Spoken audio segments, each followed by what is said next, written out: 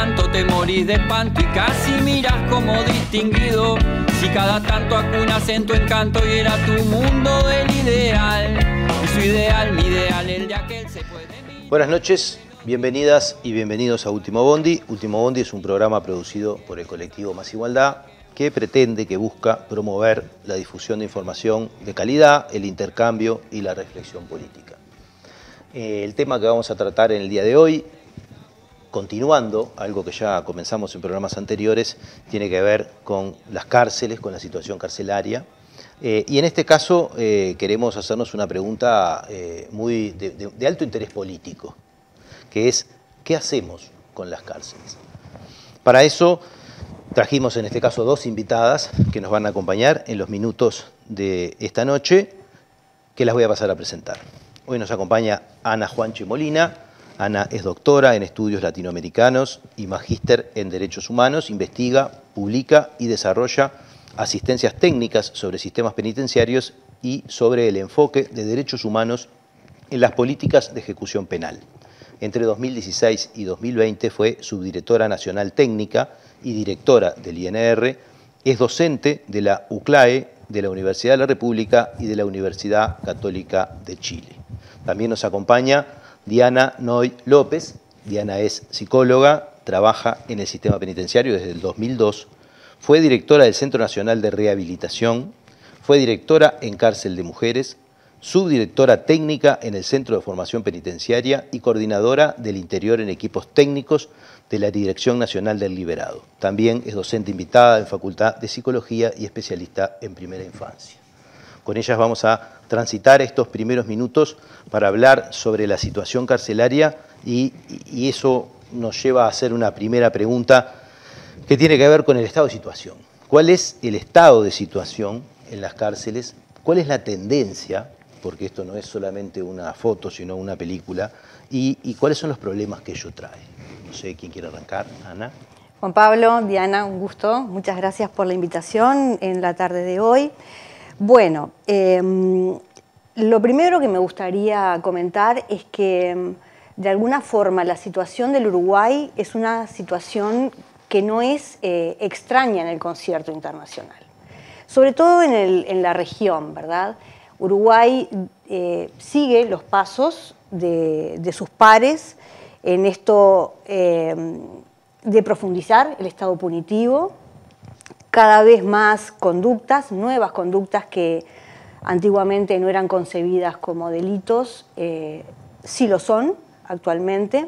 Y esto responde un poco a lo que ha sido la evolución también de las sociedades, ¿no? Sabemos que las sociedades firman contratos sociales y de alguna forma determinan cuáles son las conductas aceptadas, cuáles son las conductas desviadas y también el tipo de castigo. Históricamente, el delito y la pena han evolucionado conjuntamente y de acuerdo a pautas culturales. Entonces, para el Uruguay y para cualquier otra sociedad, una conducta que hoy nos parece reprochable y que incluimos con estándares muy particulares de punitividad, quizás hace 20, 30 años no lo era. Y esto es, de alguna manera, un factor importante de la explicación de la magnitud que tiene el fenómeno de la prisionización en nuestro país, particularmente gigantesco en relación con la cantidad de personas que somos y en relación con los índices de delito y con los índices de violencia que tiene el Uruguay. Más de 400 personas cada 100.000 habitantes prisionalizadas. En el concierto latinoamericano tenemos una región que ronda los 380 personas cada 100.000 habitantes, también privadas de libertad.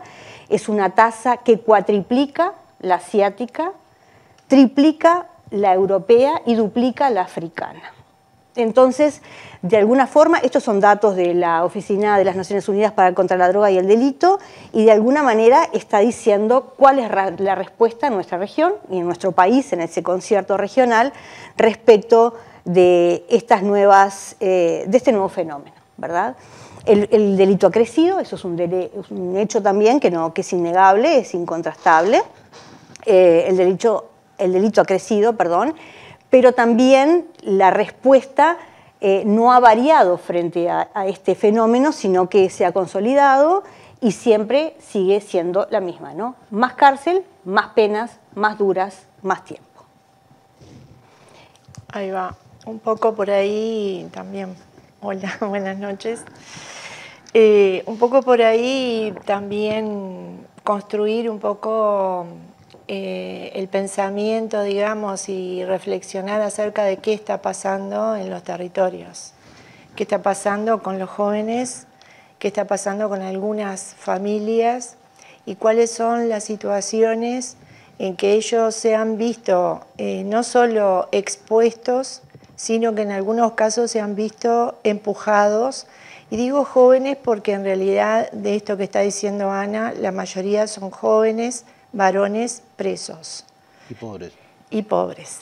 Entonces, estos jóvenes pobres presos, en su mayoría que vienen de familias trabajadoras en muchos casos, no nos llama la atención, diría yo, algunas circunstancias que se van dando, como por ejemplo esto de la desvinculación temprana del espectro educativo, la sistematización que se produce en las entrevistas, o sea, la cantidad de entrevistas que se realizan y que en realidad demuestran que tendríamos que tener alertas tempranas para darnos cuenta cuándo puede empezar a producirse un desfasaje en esta historia, en la historicidad, en la vida vital de los jóvenes.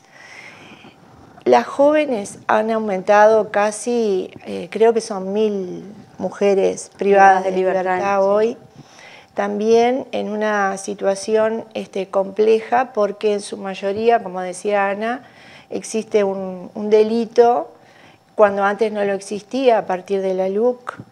Las mujeres por intentar ingresar droga a la cárcel pueden pasar a prisión, o sea, pasan, mejor dicho, son prisonizadas. Sí. Y por lo tanto eso también, no solo por esa causa ha aumentado la prisonización, pero sí tiene un gran porcentaje, no sé cuánto, pero además hay otras circunstancias. Las mujeres cometen delitos que no son violentos, o sea, son delitos de hurto en la mayoría de los casos. ¿Qué quiere decir esto? Que por lo general son circunstancias económicas que las obligan, las empujan, debido a que además han debido dejar la escuela, el liceo en edades tempranas. Políticas que en realidad tendrían que ser más articuladas, más inclusivas y con mayor cotidianeidad en territorio. O sea, esa articulación debería ser rápida. Está demostrado que las crisis han dejado muchísimas personas en situación de extrema pobreza y las respuestas que damos a mediano y a largo plazo no son rápidas. Hay un material muy interesante de Andrea Vigorito cuando ella plantea en un momento esta circunstancia de poder hacer que lo económico, o sea, la crisis económica o monetaria que vive una familia, así como la crisis que vive la familia por no estar incluida en un sistema, en determinados momentos después de la crisis debería ser automáticamente superado por las políticas sociales y públicas que se le pudieran brindar en territorio. Esto no ocurre y es una de las patas flacas que siempre hemos tenido y que deberíamos corregir. Ahora escuchándote un poco sobre esto que tiene mucho que ver con algunas hipótesis de explicación causal, sí, ¿no? del proceso. Vivimos en sociedades que han profundizado la fragmentación y por lo tanto, y vivimos además con nuevos flagelos, por decirlo de alguna manera, el caso del microtráfico, sí, ¿no? Y del impacto que han tenido ciertas sustancias. ¿Eso configura un escenario de tendencia al crecimiento sostenido de esta situación, ¿no? De, por decirlo de alguna manera, delito, punición, no revisión de normas para la consideración de esto, prisionalización creciente?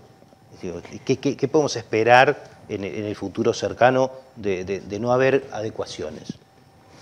la tendencia es a la aceleración del crecimiento. Eso es, por lo menos en el Uruguay, lleva más de 40 años de crecimiento acelerado y sostenido. Particularmente, la variación del crecimiento de las mujeres respecto de los varones en los últimos años ha sido mucho mayor, mientras que en los últimos 20 años la población masculina privada de libertad creció en el orden de un 17-18%, en las mujeres es más del 35%, y esto está explicado por un fenómeno que también es global y es regional, y por ende repercute en el país, que tiene que ver con las políticas relacionadas con las leyes de drogas, ¿verdad?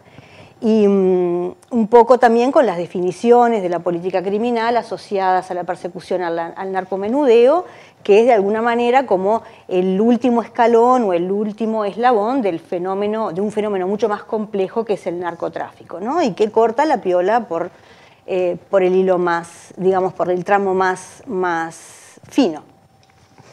¿Qué quiere decir con esto? Que es difícil esperar una situación diferente o una desaceleración del crecimiento cuando en realidad las medidas que se toman son las mismas y además de son las mismas, como decíamos hace un rato, más severas, más graves, en mayor cantidad. Entonces, esto ya lo decían los criminólogos críticos en la década de los 90. Zaffaroni particularmente fue el primero como en traducir aquellas cuestiones de Neil Christie, de decir, bueno, esto es un agujero negro del cual los estados no pueden regresar, porque no hay estado posible que tenga un presupuesto suficiente para poder dar respuesta a estos sistemas que crecen de manera tan engrosadamente y que de alguna forma también el problema es en esto que se le conoce popularmente como la puerta giratoria, porque en realidad los sistemas crecen, pero es en un continuo, ¿no? Porque tampoco rehabilitan. Entonces, ante el fracaso absoluto de la cárcel, ¿no? del fin para el cual fue creada, esto de disuadir, rehabilitar, resocializar, ríos de tinta, ¿verdad? Escritos, evidencia sustantiva que dicen que el fin no se logra, y además una boca por ese embudo que cada vez es más ancha, ¿verdad? Y una salida que cada vez es más angosta, esto de alguna manera solamente agudiza la crisis estructural, además agregando el componente de que también hay ríos de tinta escritos sobre que la cárcel es en sí misma criminógena, es decir, no solamente no disuade ni rehabilita, sino que además estropea a la gente, ¿sí? La fractura, la termina de alguna manera de fragmentar. Lamentablemente, el pronóstico, a no ser que revisemos profundamente la política criminal, el sistema penitenciario no es una punta que pueda abordarse independientemente del engranaje del sistema de la penalidad, ¿no? Esto que Garland trae en el sentido de decir, bueno, es no solamente la cárcel, sino un sistema mucho más sofisticado, más complejo, un entramado de leyes, de conductas, ¿verdad?, de símbolos, de agendas y de representaciones sobre las personas que van consolidando este estado penal y que van legitimando, a pesar del fracaso, a la cárcel como la única respuesta válida. Esto que traía ella, que en realidad es una distopía, ¿no? ¿Cómo se materializa en la vida concreta de los territorios y de las personas que conviven con esto, que además están bastante acumulados, ¿no? O sea, sí. Territorialmente. Sí, la pobreza en realidad que ha ido creciendo y se soslaya, diría yo, de distintas maneras. Hay una cuestión que provoca muchísima crisis y situaciones dilemáticas de ansiedad en los jóvenes sobre todo, que son estas nuevas formas de comunicación, además que están buenas las redes, como dicen ellos. Hay un rapero que está muy bueno como lo describe, en este momento no recuerdo el nombre, pero él habla sobre el tema de las redes y la comunicación que llega a los jóvenes en determinado momento, ¿no? ¿Qué manejo hacen a su vez de esta utilización? el éxito, el sentirse exitoso, el estar bien, el ser como son los otros que aparecen en la pantalla, son cuestiones que también generan no solo crisis, sino realmente en algunos casos suicidios. Hemos tenido un aumento del suicidio considerablemente, sobre todo en Montevideo y en nuestro territorio. Lamentablemente aumenta la cantidad de personas privadas de libertad y aumenta el número de suicidios en personas jóvenes, en un país donde la mayoría tenemos más de 50 años.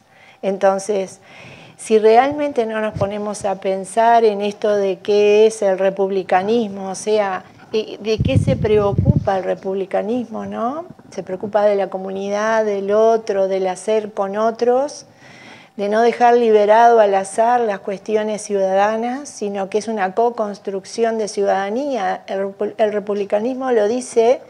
La sociedad se transforma y por lo tanto yo tengo que estar pensando constantemente, anticipándome en la estrategia, que puede ser una estrategia pública, puede ser una estrategia de Estado. Tengo que anticiparme a las consecuencias y voy a tener más número de presos y mayor cantidad de suicidios.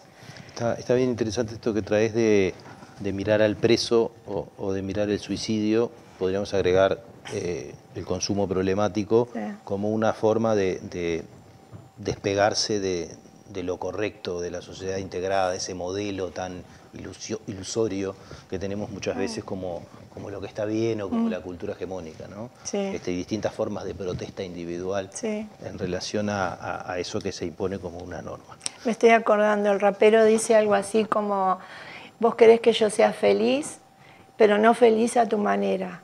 Soy feliz a la mía y estas cuestiones tienen otro camino, no sé cómo es que dice.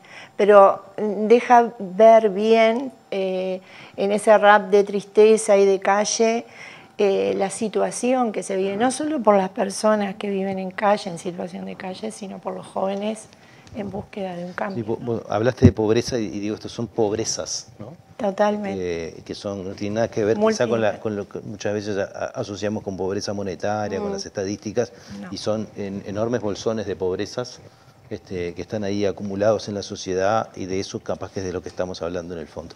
Pero vamos a seguir en el segundo bloque de Último Bondi, intentando ver un poco esto que vos también traías ya, ¿no? ¿Cuál es la situación mundial en esto? ¿Cuáles las diferencias entre este camino que hemos, no sé si hemos optado, nos caímos, ¿no?, en este camino, o hemos optado, habría que ver, y lo que está pasando en otros lados, ¿no? Y cómo podría haber sido otro camino. Así que volvemos en un minuto en el segundo bloque de Último Bondi.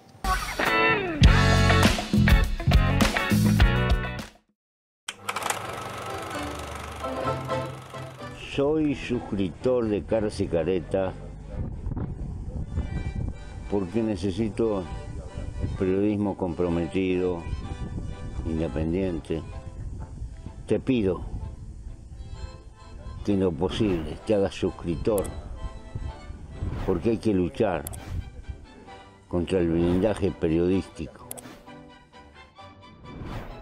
que existe en nuestro país y que termina pulverizando la libertad de prensa. Gracias y hasta siempre.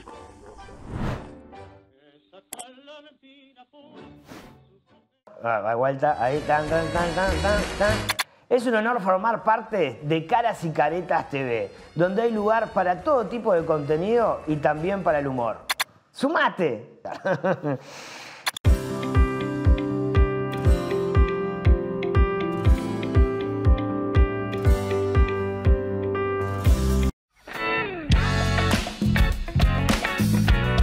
Seguimos en este segundo bloque de Último Bondi. Titulábamos este programa ¿Qué hacemos con la situación carcelaria?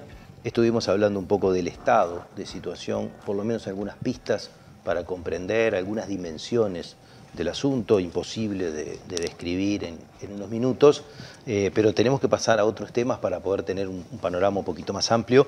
Y Ana traía hoy un poco esta comparación Latinoamérica, no sé si todos los países, pero por lo menos mayoritariamente, con África, con Asia, con Europa. una pregunta que tenía es, bueno, ¿somos las sociedades subdesarrolladas latinoamericanas las que tenemos este problema tan concentrado y tan particular?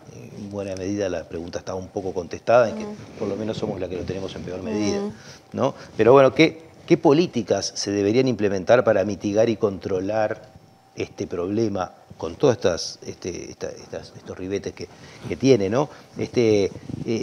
¿Debe ser sobre la situación carcelaria o sobre todas estas otras cosas que estábamos hablando? Porque parecería que estamos hablando a veces de una sociedad carcelaria y no de una situación carcelaria, sí, ¿verdad? Es un problema de paradigma, es un problema de instrumentos. Bueno, por donde no sé, ¿quién quiere arrancar? Siento que es como una articulación entre, sí, paradigmas en parte, pero hay una construcción, además, me da la sensación territorial de lo que es la violencia. O sea, la violencia como abstracta y como palabra no dice nada, pero en las consecuencias de las personas sí dice mucho. La violencia, entonces yo me pregunto, y se han preguntado otros también, ¿qué es, dónde está y quién la inicia? ¿Cómo comienza la violencia y qué interpreto yo por violencia?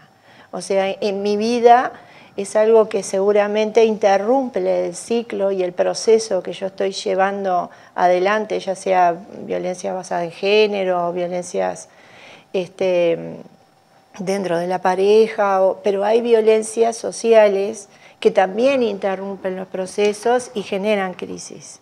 Estas violencias, para mí, que están instaladas no solo tanto en nuestro país como en el Río de la Plata, supongo que en otras cuestiones también, digo, en otras sociedades donde las personas también tienen las mismas problemáticas porque las necesidades son las mismas, el tema son los satisfactores. O sea, cómo yo hago para poder cumplir con determinados estándares que me están pidiendo, que me están solicitando, que me están exigiendo. Y bueno, y ahí la sociedad sí responde de una manera violenta, sería esa sociedad que está no escuchando, no percibiendo, que además, no sé, si tenés una dificultad enorme para conseguir determinadas pautas que te permitan sobrevivir en algún caso, seguramente eso sea sentido como violencia. Esto que traes vos, que de una manera u otra es cuánto cuesta tener un lugar en el mundo, en un mundo que no le da un lugar a todo el mundo, no. También se desplaza a este espacio, ¿no? A veces lugar. Tener un lugar es tener este lugar, ¿no? De vuelta con la misma pregunta, ¿qué políticas se podrían implementar, por dónde ir, sin ir ya a qué hacer, ¿no? Que capaz que más concreto, pero ¿por dónde pensarlo esto? ¿Son políticas adentro de las cárceles? ¿Son políticas del sistema?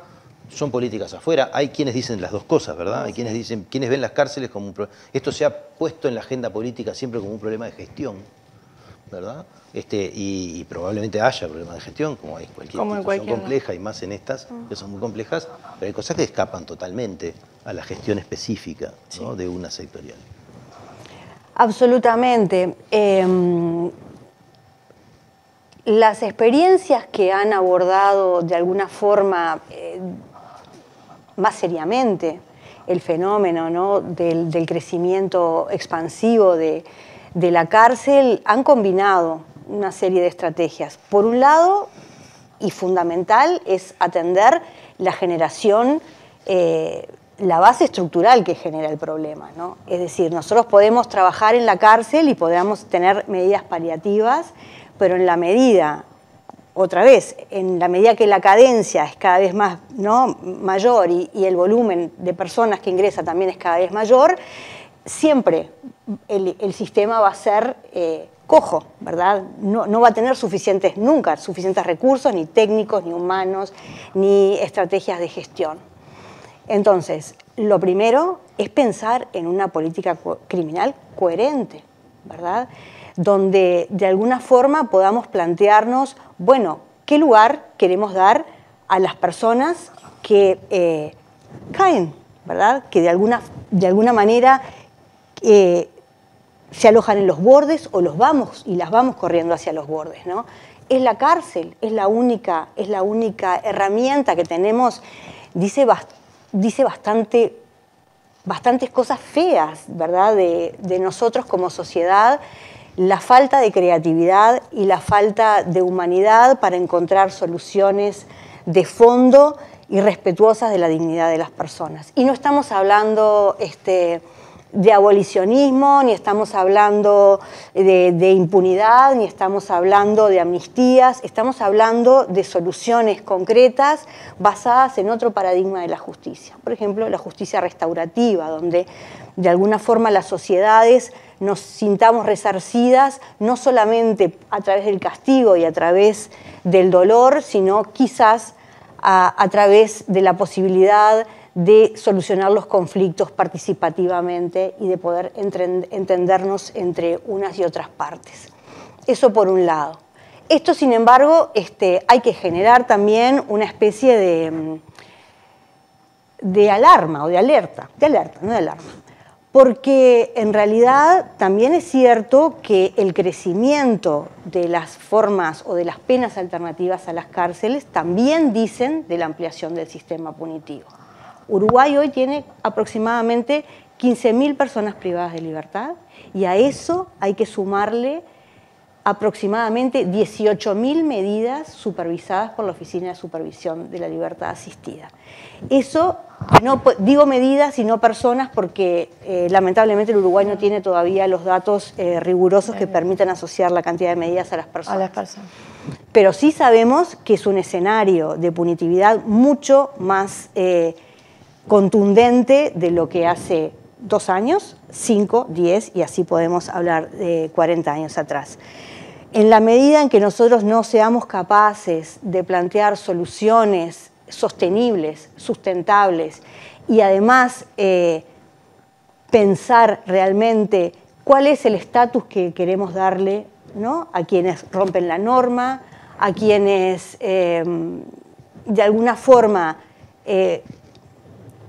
fragmentan o rompen nuevamente ese contrato social, no vamos a llegar a las soluciones de fondo. Y además, si la solución siempre es el castigo y siempre es ex post, ¿verdad?, y nosotros no podemos desarrollar estrategias y alternativas de prevención y de protección que de alguna manera frenen el impulso y frenen también el fenómeno de la desafiliación, el fenómeno de la violencia, de la desintegración, como vos decías, el escenario es bastante negro.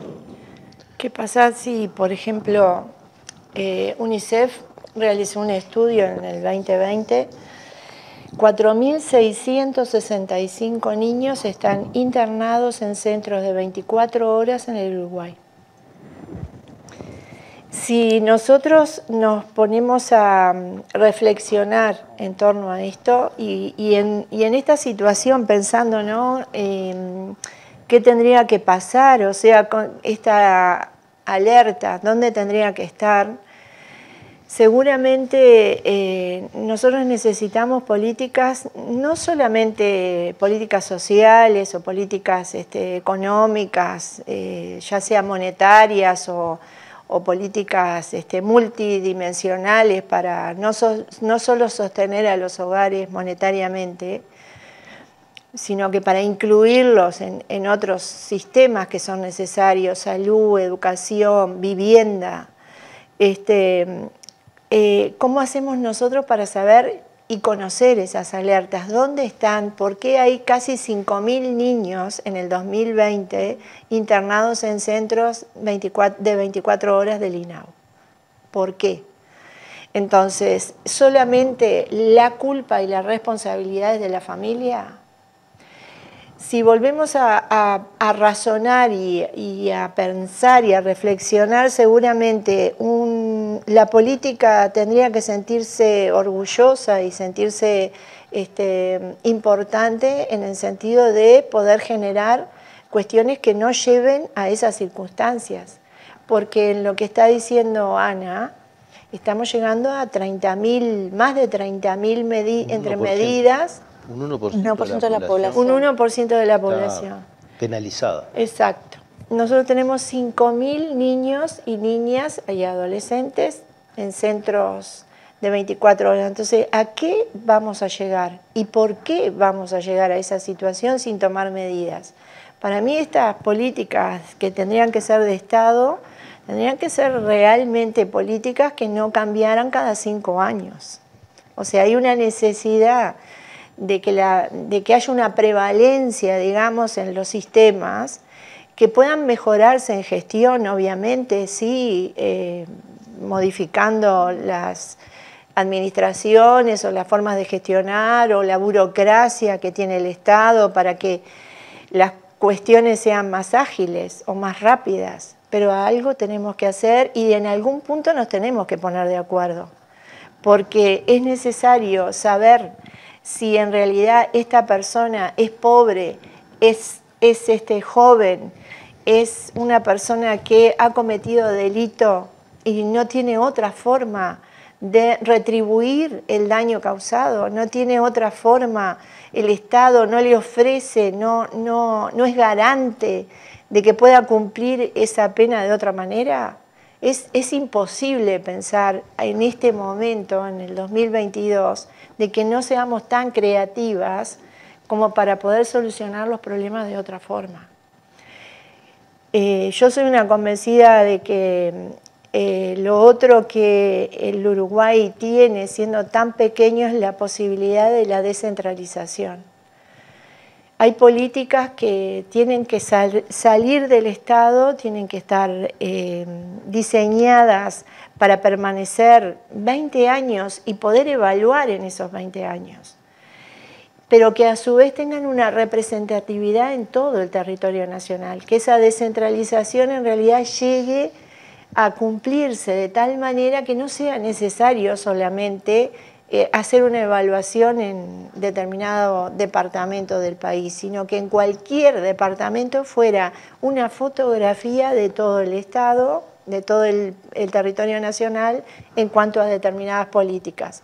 Nosotros al día de hoy no sabemos qué índice de reincidencia tenemos en el caso de cárceles. No sabemos, no hemos medido cuánto de las penas alternativas a la prisión fueron realmente posibles de viabilización o cuáles fracasaron. Tampoco hemos medido cuántas de las personas que recibían determinadas tarjetas o reciben determinados beneficios pudieron salir de determinada situación de pobreza, pero no entraron a la cárcel. Entonces, ¿cuántos jóvenes han pasado por la cárcel y dejaron en segundo o tercero de liceo de UTU? ¿Por qué? ¿Cómo fue que pasó eso? ¿Y cómo es que no se enciende una alerta? Si bien son los maestros y los profesores los que terminan preocupándose y ocupándose de la situación, pero si nosotros estamos diciendo que existe una situación nacional que tiene que ver con la imposibilidad de continuar determinadas políticas que permitan, yo no estoy hablando de prevenir la cárcel, yo estoy hablando de que la persona pueda cumplir y desarrollarse sosteniendo sus propias necesidades. Favorecer un proyecto de vida en vez de... En lugar de... Bien. Bueno, se nos terminó el segundo bloque. Vamos a volver en un minuto para repasar un poco qué se ha hecho en realidad. Sí. Y qué queda por hacer. Porque un poco vos ya estabas tirando algunas cosas que me parece que están en la agenda, que podrían ser objeto de rediscusión. Y bueno, a la luz de todos estos datos que nos trajiste, que son realmente estremecedores, pensar y tirar algunas ideas para pensar. Volvemos en un minuto en el tercer bloque de Último Bondi.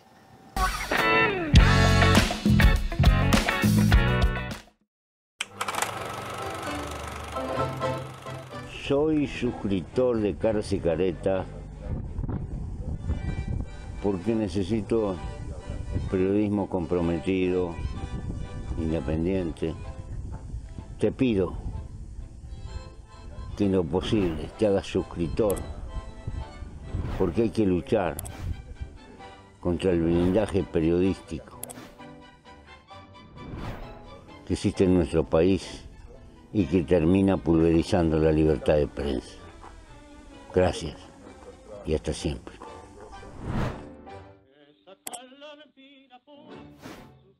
A vuelta, ahí, tan. Es un honor formar parte de Caras y Caretas TV, donde hay lugar para todo tipo de contenido y también para el humor. ¡Sumate!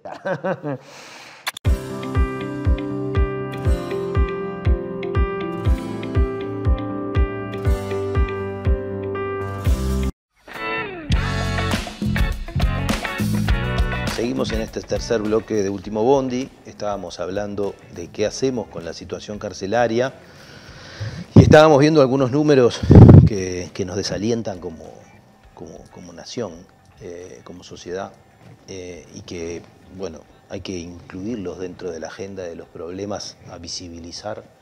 Hay que incluirlos dentro de los proyectos que hay que poner en un pacto social.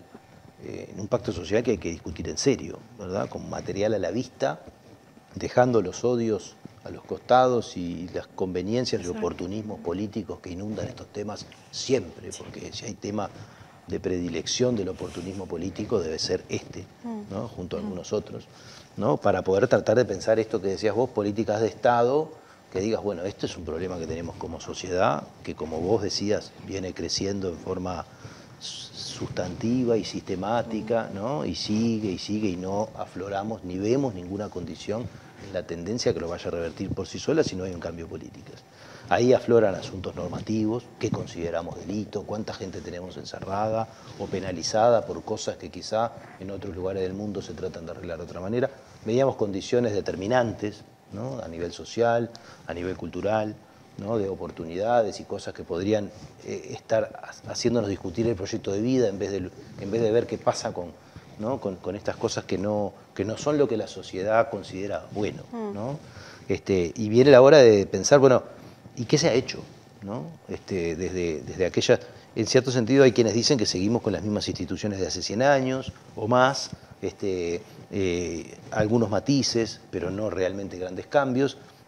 ¿Qué se ha hecho en el tiempo reciente y qué cosas podemos decir que son un aporte para pensar? Capaz que no existen las soluciones y mucho menos sectoriales, ¿no? Estamos hablando de un problema social global, general, absoluto, que incluye la educación, la viabilidad de las familias, ¿no? Como sustento de la sociedad, los asuntos económicos, los presupuestos, los acuerdos, ¿no? Pero bueno, por lo menos algunas ideas de qué se ha hecho y de por dónde ir. Yo estaba repasando antes de venir aquí,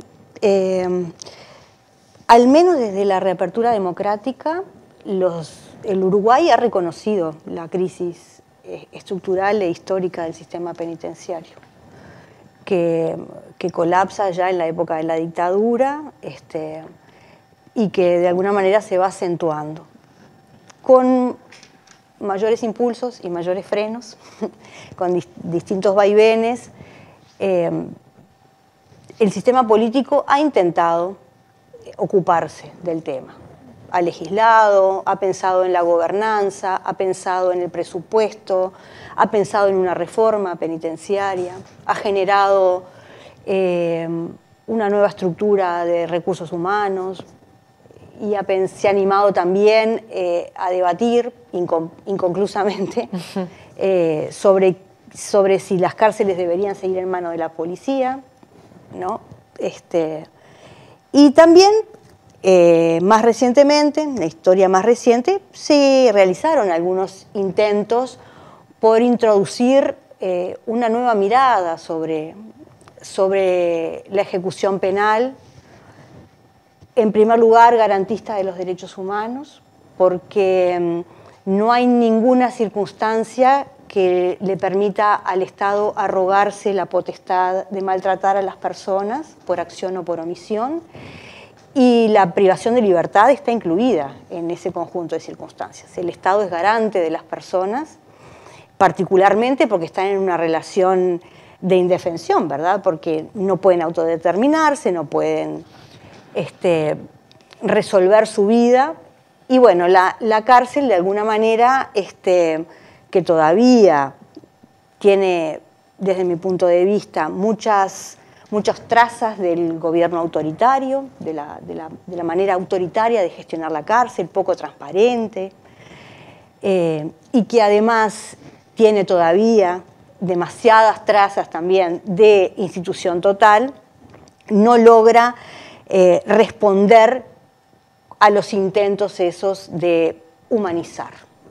Pero también hay condiciones materiales que imposibilitan eso. Y volvemos nuevamente a lo mismo. Si tú tenés un sistema que tiene la capacidad para 10.000 personas y tenés 15.000, y si tú tenés de alguna forma también un presupuesto que te permite más o menos paliar la comida digna para 10.000 personas y tenés 15.000, ¿verdad?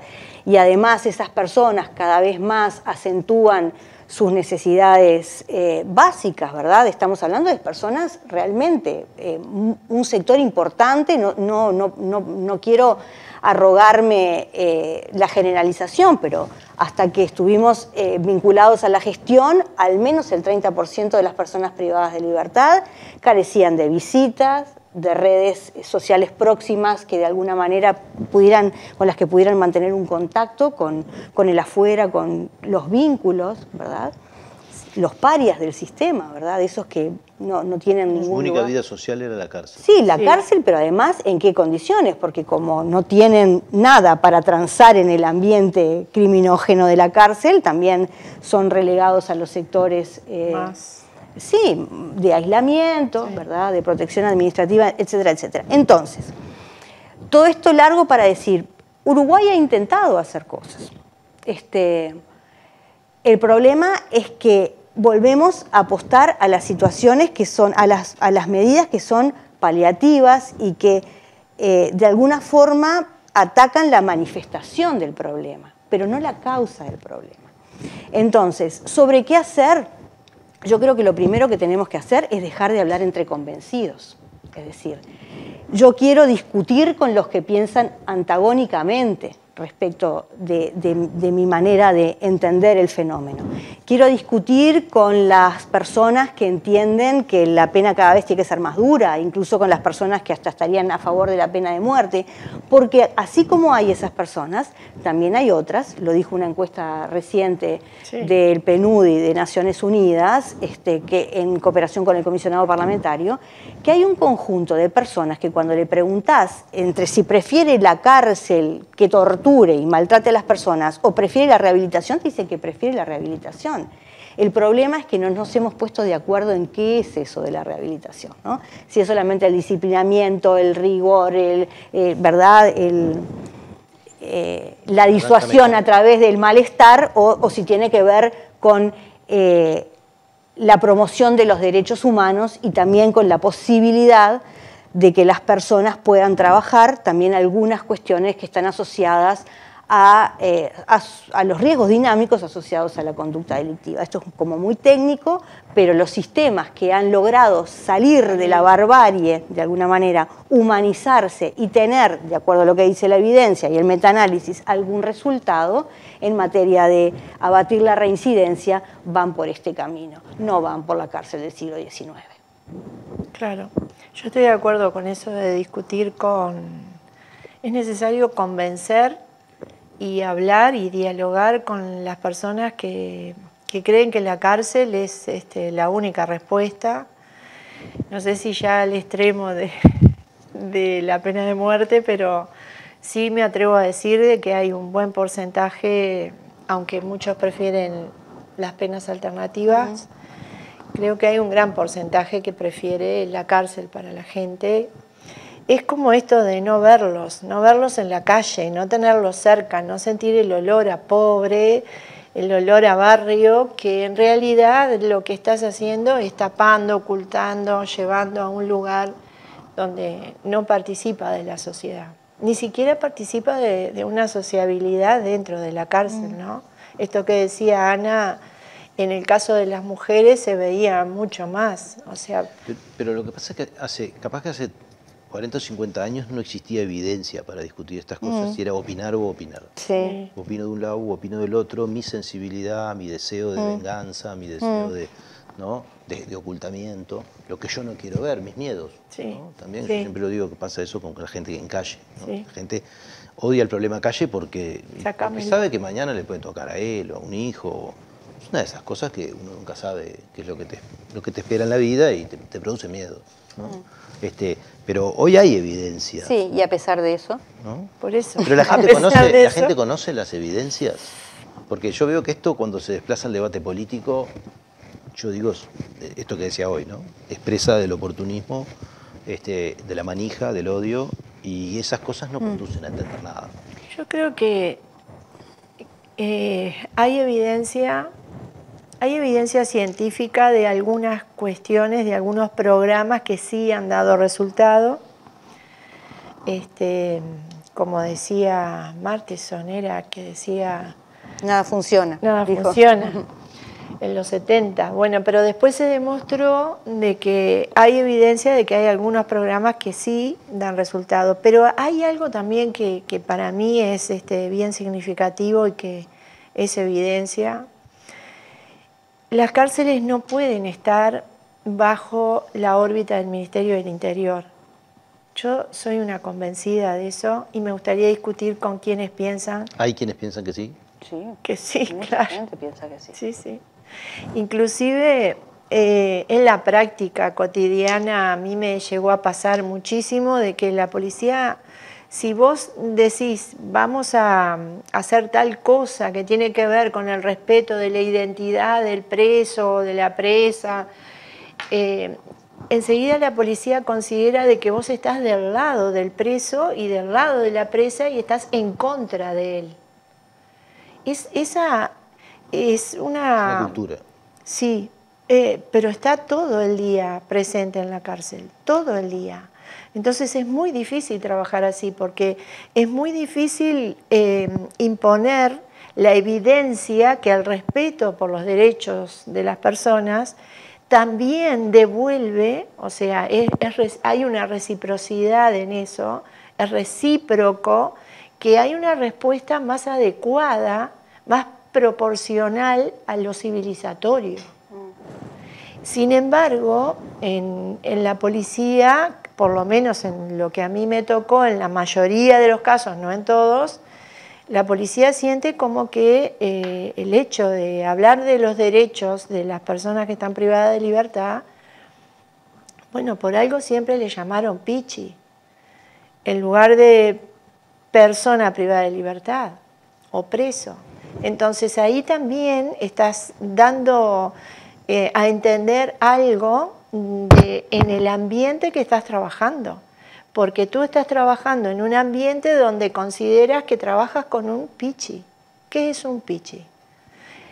Entonces me gustaría discutir a ese nivel de discusión, diría yo, de personas que creen que la cárcel es la única respuesta. Y por otro lado también considero que tanto el INR, que es una producción de los últimos gobiernos, la DINALI, que es otra producción de los últimos gobiernos, y la OSLA, que es otra producción de los últimos gobiernos, estuvieran por fuera del ámbito del Ministerio del Interior.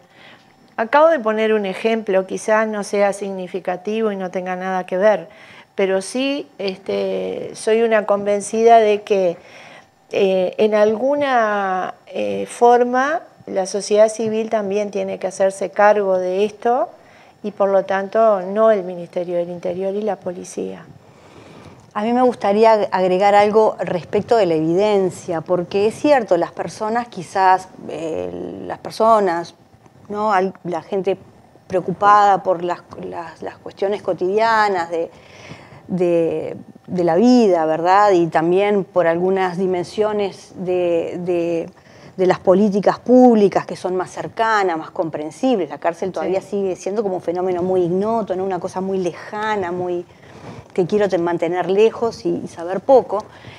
Puede que no manejen la evidencia, pero los estados sí tienen el deber de manejar la evidencia. Sí. Y ahí hay, de alguna manera, entiendo yo, una responsabilidad importante en el sistema político todo, en discutir a fondo las decisiones, tomando en cuenta lo que dice también el saber experto y lo que dice también la sociedad civil, ¿verdad?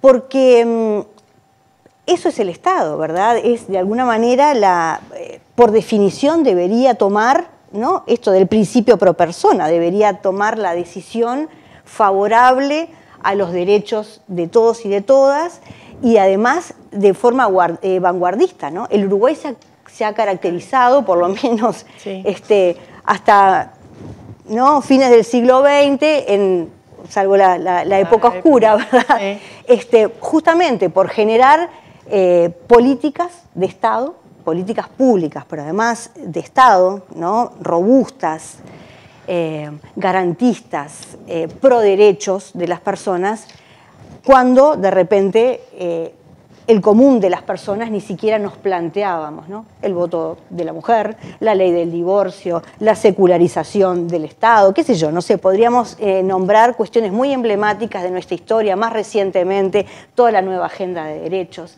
Entonces, podemos promover y podemos comprometernos en los derechos de algunos colectivos, podemos reconocer que tenemos un problema importante en los temas de igualdad y no discriminación respecto de las mujeres, y algo nos pasa con este grupo de personas que no los podemos reconocer, ¿verdad? Y que no podemos de alguna forma trascender la respuesta tan a esta altura primitiva sobre la conducta criminal. Yo estaba pensando ahora mientras ustedes decían sobre esto del fondo del asunto, ¿no?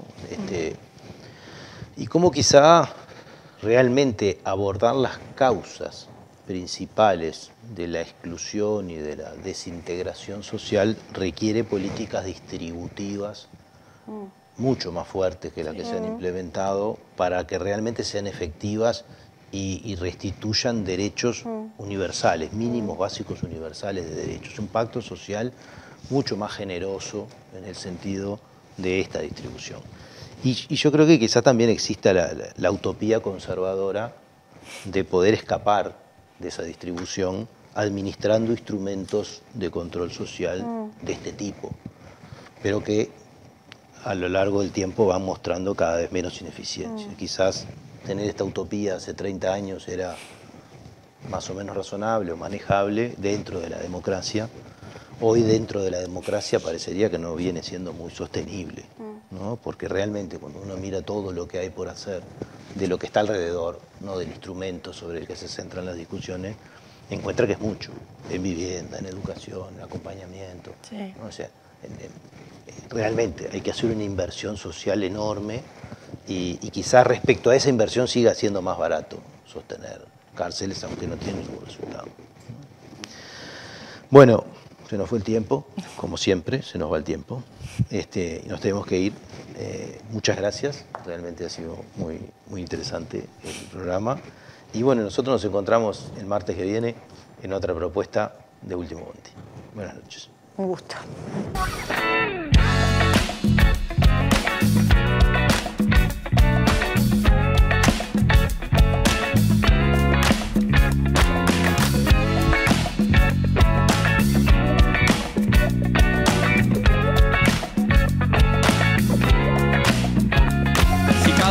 Te morís de espanto y casi miras como distinguido. Si cada tanto acunas en tu encanto y era tu mundo del ideal. Y su ideal, mi ideal, el de aquel se puede mirar desde lo distinto.